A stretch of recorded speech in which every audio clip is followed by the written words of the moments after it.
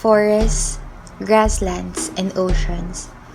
Over half of all the world's trees, evergreen and deciduous, and sea waters, majestic and endless, stand in these great assemblies. For many of us, they are places of mystery and darkness. But little did we know that they are key to our climate and home to countless unique species. From air animals to land and waters, all live together in harmony and give its contributions to the planet's upkeep and preservation. In the past, we have destroyed them without hesitation. Yet, in these current years, we are still destroying them boundlessly through the things that we carelessly do, bringing dilemmas to fauna species and turning the carbon cycle into chaos, wasting the efforts exerted by the nature itself and the other breathing creatures living with them. Thankfully, forests and oceans themselves do have an astonishing ability to recover. But will we, humans, let the nature and animals do the work only by themselves? Good day everyone! On behalf of Faunatastical Group, I'd like to welcome you in our presentation about fauna and carbon cycle, to which entitled From Sustainable to Untenable, the relationship of fauna and carbon cycle with interference of human activities. To start off, I would like to emphasize the phrase, animals as carbon cycle mediators, humans as destroyers. As we all know, in these never-ending changes that are happening in our world, wildlife conservation could be a viable option for reducing carbon emissions since animals play a larger part in carbon cycling and storage than previously thought.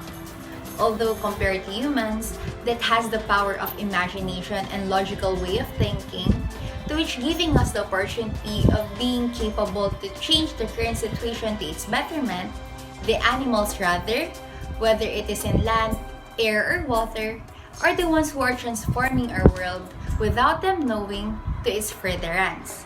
However, throughout history, the magnitude and attitude of humans and their activities' impact has shifted massively in a way that it became more destructive than constructive. We all know that carbon is a necessary component of all life on Earth.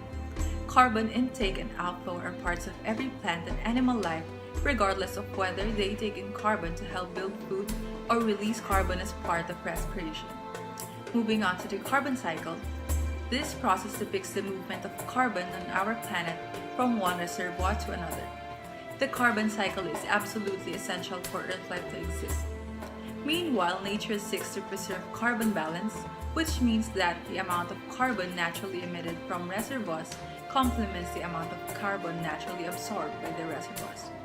Thus, the carbon cycle is fundamental to the Earth's temperature and carbon balance to remain stable. The life-sustaining relationship of fauna and carbon cycle. Fauna refers to all of the animal life found in a certain area or period of time.